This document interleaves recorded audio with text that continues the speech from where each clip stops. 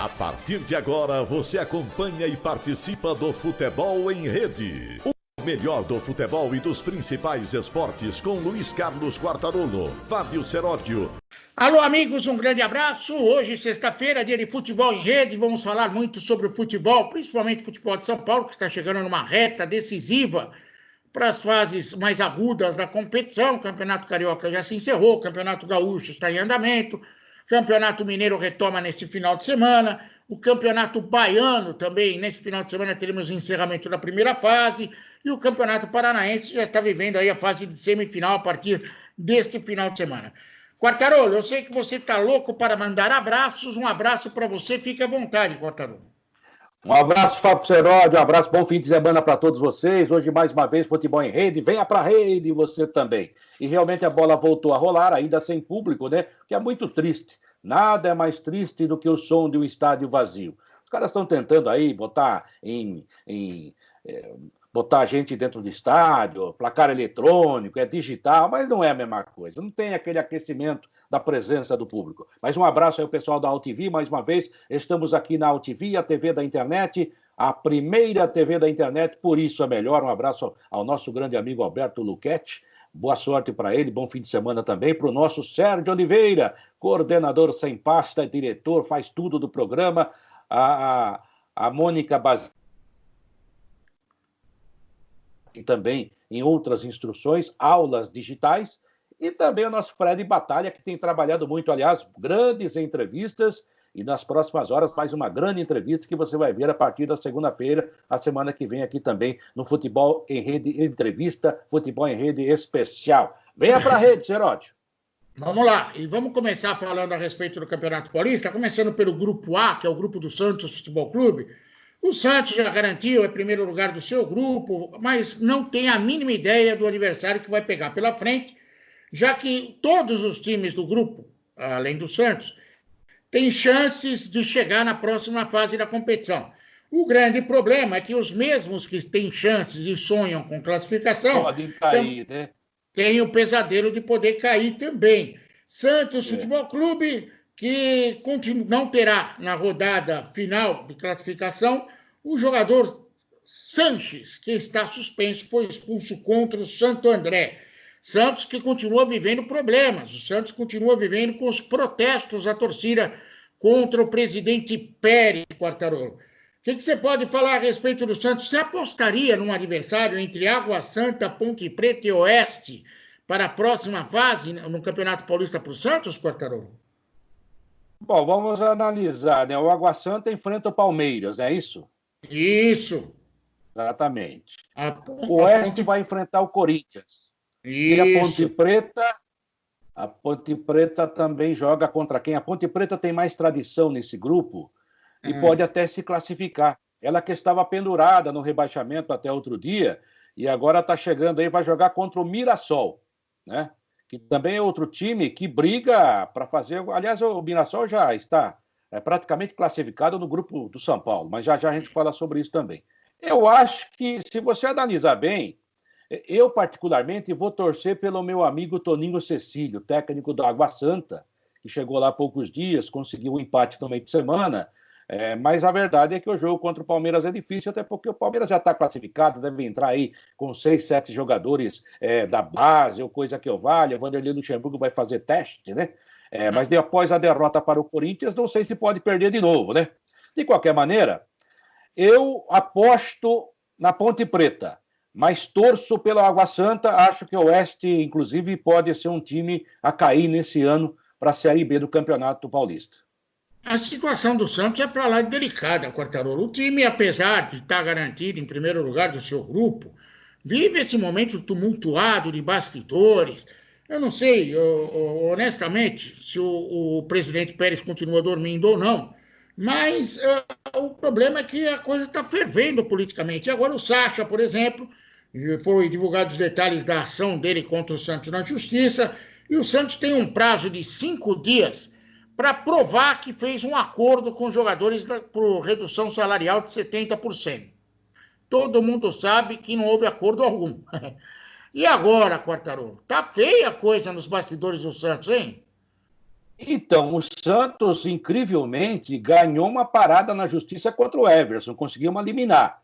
O jogador não conseguiu sair da maneira que ele queria. Só que eu acho que enquanto estiver lá em Santos, o Santos, com alguns juízes, com todo respeito, os caras também têm time, e torcem pelo Santos, o time da cidade. É mais difícil você conseguir ganhar lá. Mas eu acho que na médio e longo prazo o Everson vai sair, vai ganhar, ou vai fazer um acordo. O Sacha também. Há outros jogadores ameaçando. E o grande desejo nesse momento do Pérez, a hora que ele acorda, como você disse, é tentar vender o Lucas Veríssimo por 10, 11 milhões de euros, fazer dinheiro, inclusive para pagar o Hamburgo lá do Kleber Reis e sair da pressão da FIFA, porque o Santos está perdendo o jogador e não pode contratar jogador e inscrever jogador nesse momento. Eu também concordo com você. Analisando apenas o grupo nesse momento, o Santos está tranquilo, está classificado. O jogo do final de semana é só para cumprir tabela. Acho que passa para a próxima fase, a semifinal, o que é muito importante, que tem um prêmio também por progressão, por objetivo no Campeonato Paulista. Mas para o Campeonato Brasileiro, para a Libertadores e para a Copa do Brasil, é um time que me preocupa. Eu sou santista, mas se não fosse também estaria preocupado. O time do Santos realmente é um time para brigar no meio da tabela. E a gente falou isso no ano passado e até errou, né? O Sampaoli fez um bom trabalho. Mas o Santos corre até risco de brigar por rebaixamento no Brasileiro, hein? Agora, o caos administrativo não atrapalha tudo isso, porque já que mudou tudo em função da pandemia, o Campeonato Brasileiro só vai terminar em 2021, a Libertadores só em 2021, não seria interessante antecipar essa eleição? É e não é, né? Porque também eu não vejo ninguém lá, a não ser o Marcelo Teixeira, que tem um grande nome, tem um respaldo da história a seu favor. Mas se você olhar, tá igual a política do Brasil. Você olha e não vê ninguém, né? Só vê nego prometendo como sempre. O Pérez, eu acho que ele está fazendo um curso supletivo para virar político. Você viu o que os jogadores falaram, que ele tinha prometido pagar a diferença, ou pelo menos parte do salário, mesmo esse mais reduzido, na última terça-feira. E não pagou.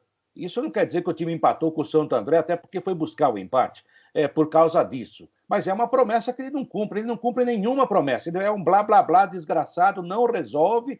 Acho que está fazendo curso para político. Talvez ele vai ser vereador em Santos, prefeito em Santos, porque ele está no caminho certo. Ele mente todo dia. Não, pelo menos ele mexe com a massa, porque o que tem de torcedor fazendo protesto está uma grandeza. Não, aliás, tem uma brincadeira, viu, Seró? Tem uma brincadeira na internet que às vezes os caras, quando a gente fala na rede social, tem aqueles ditadores de plantão, né? O cara não percebe que você está ironizando ou brincando. Eu tenho 62 anos de idade, sou santista, estou no grupo de risco, né? E todo mundo, que a pandemia, embora as pessoas não percebam, ainda está aí. Aí todo mundo está falando o seguinte, todo mundo não, os caras que brincam com a gente que é santista. O Santos não vai sentir falta, porque a torcida do Santos vai ficar recolhida. Ela não ia mesmo ao estádio. Então, jogar sem torcida, tudo bem. Aí os caras ficam bravos. Onde já se viu? É brincadeira, gente. Mas não deixa de ter um pontinho de verdade. Bom, Santos à parte, vamos para o grupo B, que é o grupo da Sociedade Esportiva Palmeiras. O Palmeiras perdeu o clássico para o Corinthians. Tá certo que, de repente, todo mundo começou a ser visionário, achando que o Palmeiras perdeu, mas o futuro parece promissor. Eu não concordo com isso. Acho que a derrota do Palmeiras no clássico contra o Corinthians vai trazer problemas. Aliás, já deixou o problema no ar. O time do Palmeiras precisa de um jogador protagonista no ataque. Tá cheio de coadjuvante no ataque do Palmeiras. Tanto o Rony, como o William, como aquele Luiz Adriano, são bons coadjuvantes. Na hora de resolver, os jogadores só resolvem jogos fáceis. Aí é meio complicado a vida do Palmeiras. O Everton falhou, é um goleiro que até agora recebia aplausos e elogios. A gente não sabe como ele vai reagir após as críticas que virão em função da derrota no Clássico. E aí tem um grande problema. Angulo. Você sabe que é o Angulo, é um jogador do Palmeiras que estava emprestado no Cruzeiro, que sequer foi aproveitado no Cruzeiro, está voltando. É a solução desse Palmeiras, Quartarolo? Não, não é. Não é. E o Angulo, o Bruno Mendes, há mais alguns por aí, né? Que a gente ouve, parte da imprensa, inclusive, torcedor, dirigente, até técnico, porque esse cara é bom jogador. Mas o cara não joga nunca. O Bruno Mendes não joga no Corinthians. Foi embora o quarto zagueiro titular do Thiago Nunes, que era o Pedro Henrique. Adaptaram ali o Danilo Avelar e o Bruno Mendes continua esperando uma chance da zaga e dizem que joga demais. Esse Angulo é outro. Não, porque esse colombiano. Palmeiras já emprestou, não jogou lá, voltou. Agora, eu não concordo inteiramente com você, não. Eu acho que o segundo tempo do Corinthians, do Palmeiras contra o Corinthians, foi um bom segundo tempo.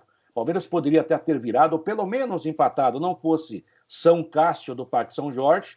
Aliás, o Cássio ontem, não sei se você está sabendo, você é bem informado do Corinthians, mas ontem, à 1h, porque a informação de Coxia, 1h. 1h saiu o edital. Eu diria que é um decreto-lei do André Sanches.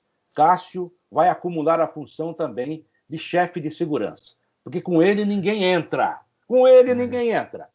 Foi o grande jogador da partida, jogou demais, ao contrário do Everton, que na vez que foi necessário não fez a defesa. Aí a bola resvalou no Felipe Melo. Resvalar não é desviar. E mais, se não é para um goleiro do nível dele ter reflexo para defender aquela bola, vamos nós, né, Seródio? A gente também faz a mesma coisa. Aí vou eu, vou você, qualquer um, e pelo mesmo salário, até pela metade. Aí a gente analisa... Isso, é verdade. O Palmeiras, não é que você quer um protagonista, claramente você se refere à saída do Dudu. Mas o problema é que não tem um jogador assim para ser protagonista. O Palmeiras não pode chegar no mercado e falar assim: atenção, quem vai ser o nosso protagonista? O Messi não pode vir, o Cristiano Ronaldo também não.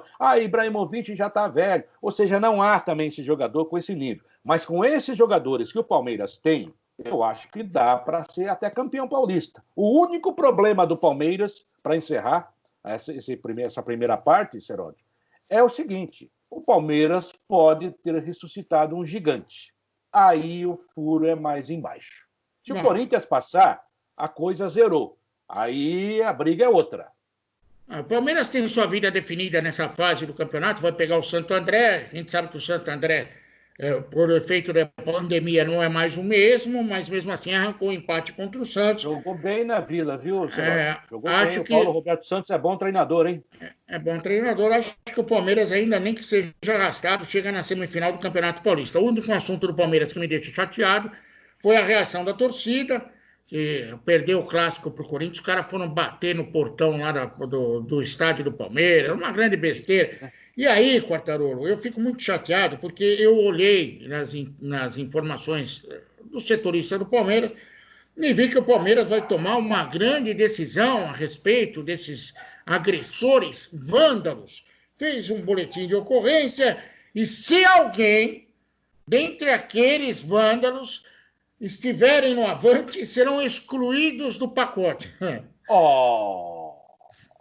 Mas não tem jeito, os caras não aprendem, tem que processar o sujeito que cometeu esse ato de vandalismo e ir até as últimas instâncias. É o que eu faria, por exemplo, com aquele babaca que foi lá pintar o chão no estádio do Corinthians. Até porque, se fizerem a mesma coisa de dar o troco, vai construir uma guerra. Esse cara é irresponsável, ele tinha que pagar por isso. Enquanto o futebol continua vivendo com os irresponsáveis de sempre, a coisa não muda, não evolui. O Palmeiras não evolui ninguém, Quartarolo.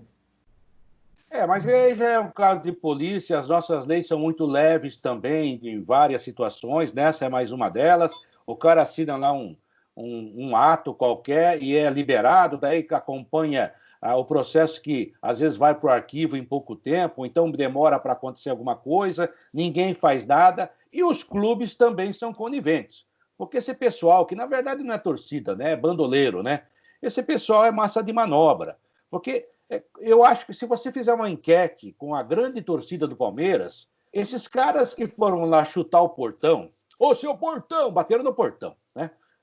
Não pode perder para o Corinthians, não pode perder para o Corinthians. Poxa, um clássico perdeu de 1-0, jogando bem. O segundo tempo foi um ótimo segundo tempo do Palmeiras, levando-se em consideração 120 dias sem futebol, e o idiota vai querer discutir futebol. Você acha que esse cara entende futebol? Não entende. E também não é torcedor, é bandoleiro. Ele fica esperando, fica de tocaia para chegar lá tentar agredir as pessoas. Então, cara, tem que ter lei para isso, mas não tem. Como disse uma vez o Fernando Capês, quando ele era um homem aí que lutava contra as barbaridades da torcida organizada, depois virou político, né?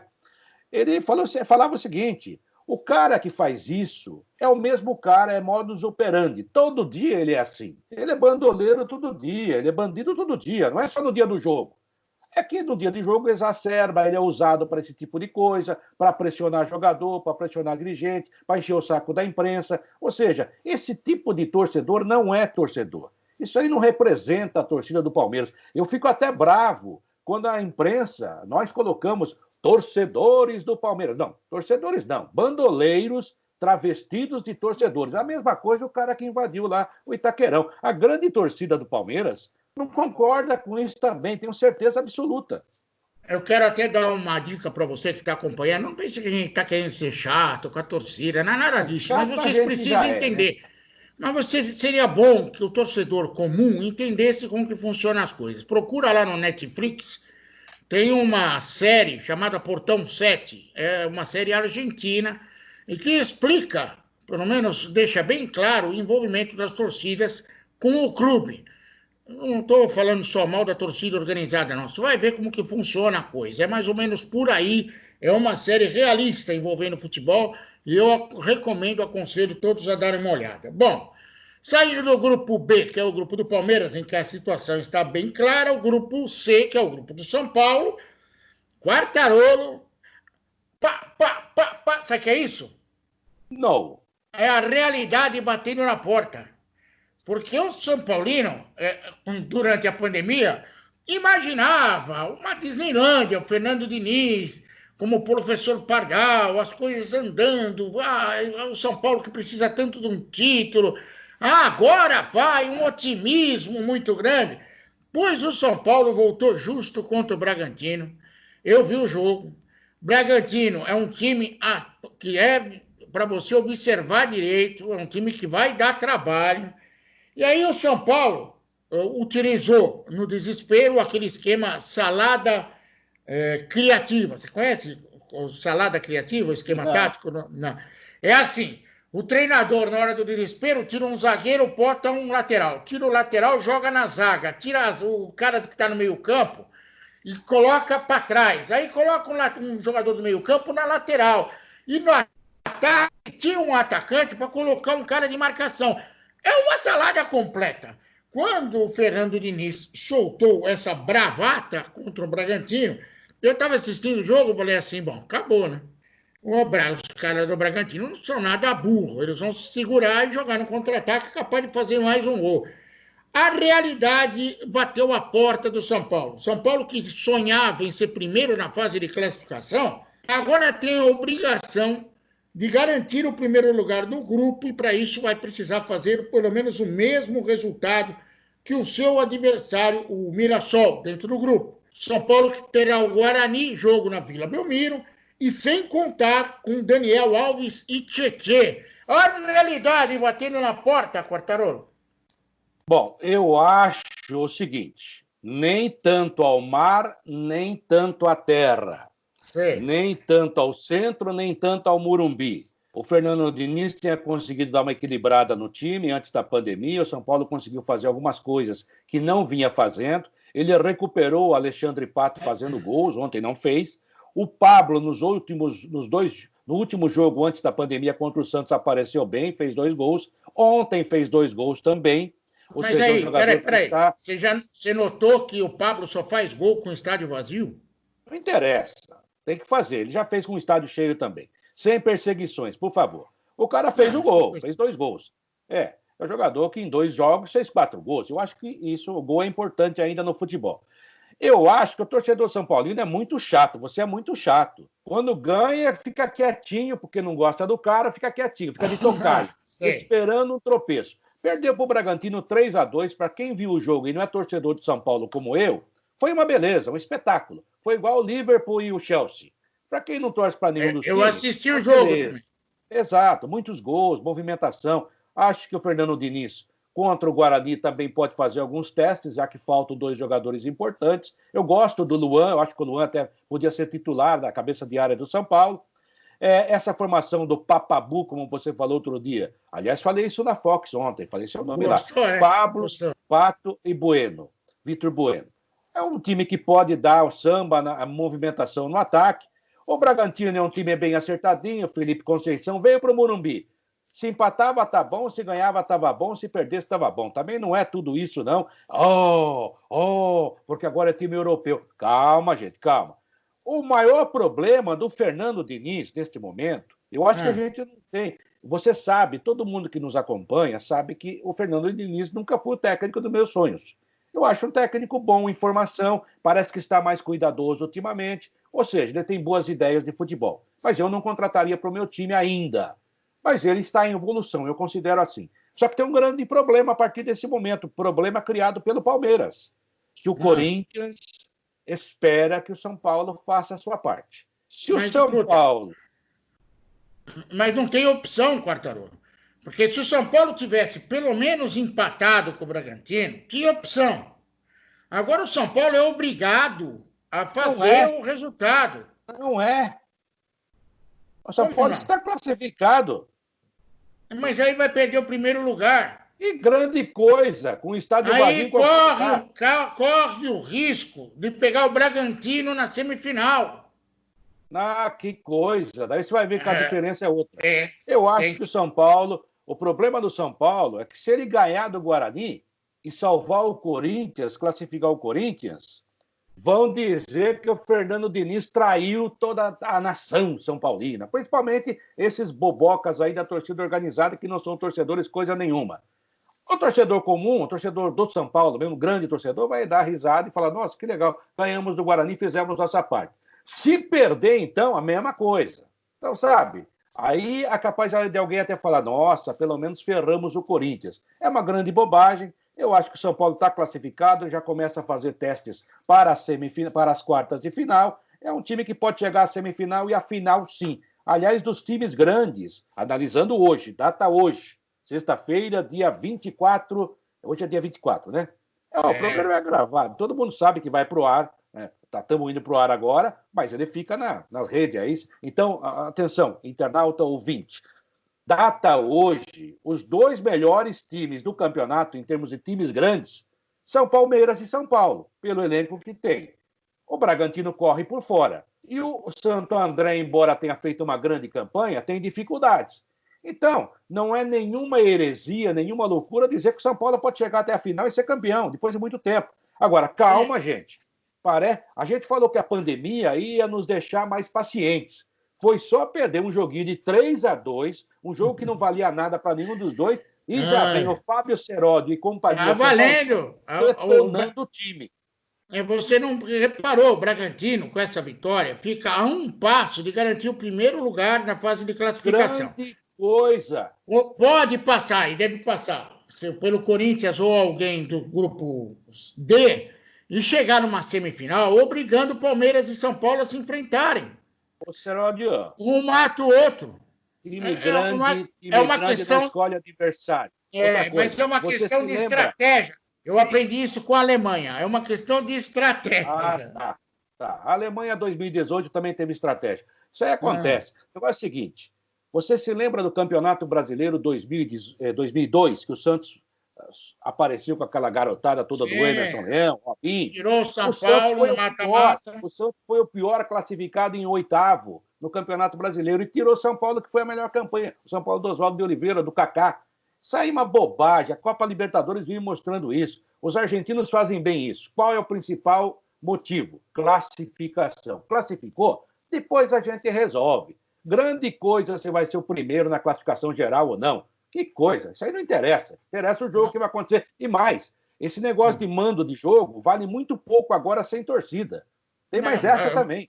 Sem interior, porque os jogos estão acontecendo na capital, Quartarolo. E daí? Tá. Por exemplo, qual é a graça do Mirassol, seu mandante, contra o São Paulo? Vai jogar no Pacaembu. O Bragantino vai jogar onde? Barueri, Pacaembu, Bragança? Não vai mudar nada. Osasco, tá bom. Você tem... Não dá, realmente Você está muito pessimista. Deixa o homem trabalhar. Agora vamos falar então do Corinthians. Corinthians que venceu o Clássico, cá entre nós. Graças ao Cássio. O Cássio joga onde? O Cássio joga onde? E aí o Corinthians dá uma sobrevida ao técnico Thiago Nunes e pode até se classificar. E agora muita gente não está falando isso, mas olha a situação. O Corinthians precisa vencer o Oeste de Itápolis, o Oeste de Barueri, nessa última rodada.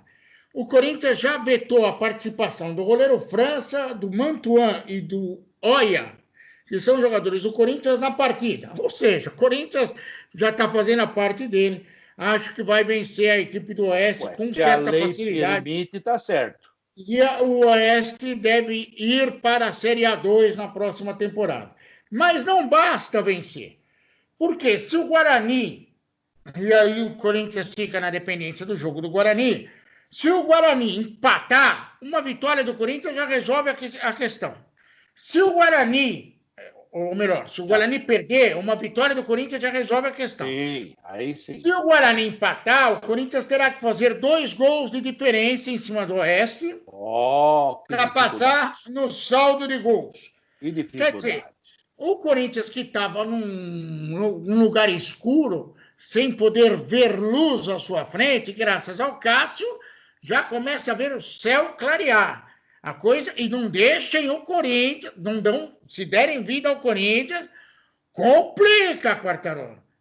Complica. Acabei de falar isso. O Palmeiras prestou um desserviço ao Campeonato Paulista e é ele mesmo, porque se o Corinthians passar para as quartas de final, esquece o que o Corinthians fez até agora. É outro time, é outro jogo, é outra competição. Tá certo que vai pegar o Bragantino.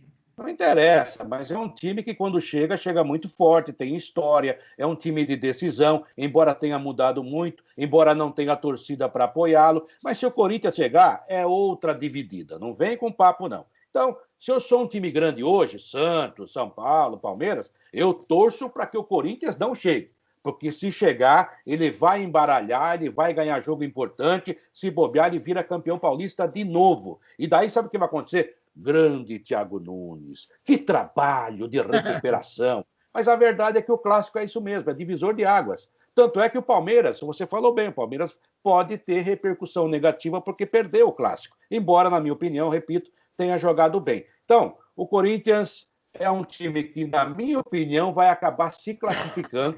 O Guarani, eu acho que não vai aguentar o São Paulo, até porque o São Paulo vai ter que dar uma resposta. Apesar da pressão de uma parte inteligente da torcida do São Paulo, dizendo que o tricolor tem que perder para realmente crucificar de vez o Corinthians, mas eu acho que o São Paulo profissionalmente vai jogar o seu jogo. O Grafite não estará em campo, mas outros estarão para fazer a parte dele. E o Guarani ontem, né? O jogo do Guarani era ontem, né, Serol? O Guarani contra o Botafogo, né? Recuperou o Botafogo, que agora, inclusive, tem chance até de não cair. A própria Ponte Preta também se recuperou. Ou seja, o jogo do Guarani, ele jogou fora ontem. Tomar 2-0 do Botafogo, o pior time do campeonato, é só o Guarani, né? Desculpa o Neto lá que adora o Guarani. Tem que dar uma chacoalhada aí, gente. Que negócio é esse? E agora, só para finalizar o assunto Corinthians, eu peguei agora há pouco a informação, o Tribunal de Justiça Desportiva tomou a dura missão de vasculhar a existência daquele drone, né, no clássico contra o Palmeiras. E eles pediram a imagem do drone. Aí eu fiquei pensando aqui em casa, Quartarolo, puxa, que atitude. Qual é a solução? Eles vão ver a imagem e falar, nossa, é bonitinho esse drone. Por que o drone não tem placa? Não está escrito quem é o dono. Se não pegou o drone na hora, não adianta olhar a imagem, só vai chegar à conclusão. Ai, que bonitinho, que atitude. Nossa, eu fiquei assim emocionado. Isso é ser rígido. Eu acho que eles deram sorte, né? O cara do drone deu sorte. Porque se voa um pouquinho mais baixo, o Cássio pega. Agora, o negócio é o seguinte, né? Eu acho que tinha que ter aí um trabalho para evitar o drone, instalar algumas antenas, sei lá, e não sei a tecnologia. É possível impedir, senão todo mundo, né, faz essas coisas. Agora... Você me lembrou uma coisa legal, não sei se você conhece a história, a Portuguesa tem aquele ginásio, o ginásio era coberto de trelha de brasilite. E aí um diretor da Portuguesa foi reclamar porque tinha muito pombo. Eu sei, uns pombos aqui dentro. Aí um outro diretor, o Joaquim, reclamou, o Manuel falou, aí deixa ficar que eu tomo uma providência.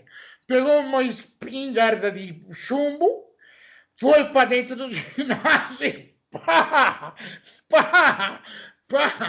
deu tiro em direção ao teto para acabar com os pombos. Sabe o que aconteceu? Choveu. Ai, que beleza. Furou. É coisa da luta do Canindé, que faz falta, e muitas histórias, e teve um grande momento. Agora, sobre o drone. Sabe, isso aí é bobagem. Como diria aquele amigo nosso, que é mais inteligente que a gente, tal de William Shakespeare. Muito barulho por nada. Para quê ficar, sabe, se... Fica atento no próximo jogo, nos próximos jogos. Porque isso aí não vai resolver... não vai resolver porcaria nenhuma. Por exemplo, o helicóptero não pode sobrevoar certas áreas. Aqui em São Paulo, a não ser com autorização da aeronáutica. O drone também não. O drone também não. Então, há uma maneira de você coibir isso. E quem fizer é crime. Agora, se não se preocuparam no dia, já foi mesmo. Esquece. É a mesma coisa que eu estou ouvindo na transmissão lá da Globo outro dia. O Sálvio, que é ótimo, aliás, ele deu uma informação pertinente e oficial. Porque a FIFA não permite coisa escrita no gramado. Gente, o Rafael Claus foi ótimo. Ele entendeu a situação. Porque tem muito juiz de futebol, árbitro de futebol, que se acha juiz togado. O árbitro é apenas aquele que arbitra, é um mediador. Ele chegou lá e falou, gente, os caras invadiram aqui, ó. Eu acho que foram os caras, mas falaram que é um só. Tudo bem. Não deu para limpar tudo, a gente fez um arremedo aí e vai ter que ter jogo. E vamos que vamos. A bobagem, ficar discutindo uma coisa dessa, transformar uma coisa que não é problema num grande problema, só para dizer que tem autoridade. Foi bem o Rafael Claus, que, aliás, apitou muito bem o clássico. Tá, então vamos lá. Eu vou colocar 4 times aqui, eu quero 5. Na verdade, eu quero que você aponte os 2 que vão cair. Já estourou o tempo aí, ora. Oeste, Ponte Preta tem 10 pontos, Ituano, Botafogo e Água Santa tem 11. Dê os 2 que vão cair. Oeste é um deles. Qual que é o outro que você falou? Tem Ponte Preta, Ituano, Botafogo e Água Santa. Ituano. Ituano está pendurado. Ituano. Tá, eu aposto em Oeste e Água Santa. Vamos ver quem acerta. E para finalizar e encerrar o nosso papo... Estou torcendo pelo Toninho Cecílio, mas na verdade Ituano do Juninho, do Acas Ferreira, né? Deu que pedir desculpas. Mas a verdade é que estão pendurados todos aí, você tem razão. Bom, agora para finalizar, alguma notícia de Portugal, não? Não, nenhuma. Parece que já ofereceram mais 10 técnicos para o Flamengo. É? Quer dizer que a diretoria do Flamengo está querendo ir para Portugal para resolver o problema? Até agora, nada. Já está lá. E uma pergunta para ficar no ar. Quartarolo, a pressa do Flamengo de recomeçar o Campeonato Carioca é porque já sabiam que Jesus iria partir? Eles dizem que não, que foram surpreendidos. Só o Flamengo não sabia que o Jesus ia embora. O mundo já estava dando a notícia, mas o Flamengo não sabia. O que mostra que foi, então, um amador, né? Que já devia ter um técnico na ponta da agulha. Agora, é um negócio absurdo, hein, Seródio? Os técnicos brasileiros têm que enfiar a cabeça no meio da terra e morrer, né? Porque o Flamengo simplesmente deu uma banana para os técnicos brasileiros, não quer saber. E outra, e vai a Portugal e fala em contratar o genial Carvalhal do Rio Ave. Quem é o Rio Ave e quem é Carvalhal na fila do pão? Meu Deus do céu! Cara, não, porque isso? Porque faz bom trabalho. Qual bom trabalho? Ele é 6º colocado no Campeonato Português. Gente, Campeonato Português é Campeonato Gaúcho, Campeonato Mineiro no Brasil. Você vai lá e contrata o técnico do Vila Nova. Não, mas ele joga igualzinho o Jorge Jesus. E aí aparece, ontem o Eugênio Leal, me desculpe citar, até porque eu tenho que citar porque é um crédito legal, o Eugênio Leal da Fox estava fazendo um programa com a gente e ele falou uma coisa que ninguém falou até agora, mas eu acho que ele tem razão. Nesse momento, sabe o que os empresários estão fazendo, Seródio?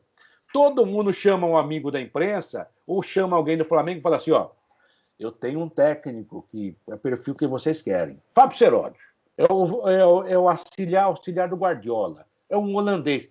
E, de qualquer maneira, mesmo que o cara não vá, ele se coloca no mercado. Estão falando de um monte de treinador que você nunca ouviu. Ou seja, o Flamengo agora virou marketing para os treinadores internacionais. Bem feito para eles. E o Flamengo não aprende com a história, porque desde os tempos remotos, substituir Jesus é uma grande dor de cabeça. Quartarolo, um abraço para você, até a próxima, se Deus quiser. Entre no nosso site www.futebolemrede.com.br. Lá tem o blog do Quartarolo, tem o meu, tem o Quinto Tempo de Basquete, tem o Lucas Neto, tem o Sérgio Oliveira com futebol. Aliás, o Lucas Neto está explicando por que o Palmeiras é campeão mundial de 51. Você pode leia e chegue a uma conclusão.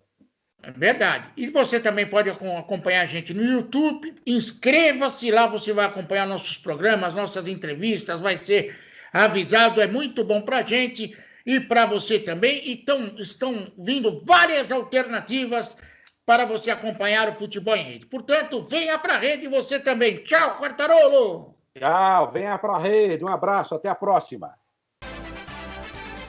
Termina aqui o Futebol em Rede.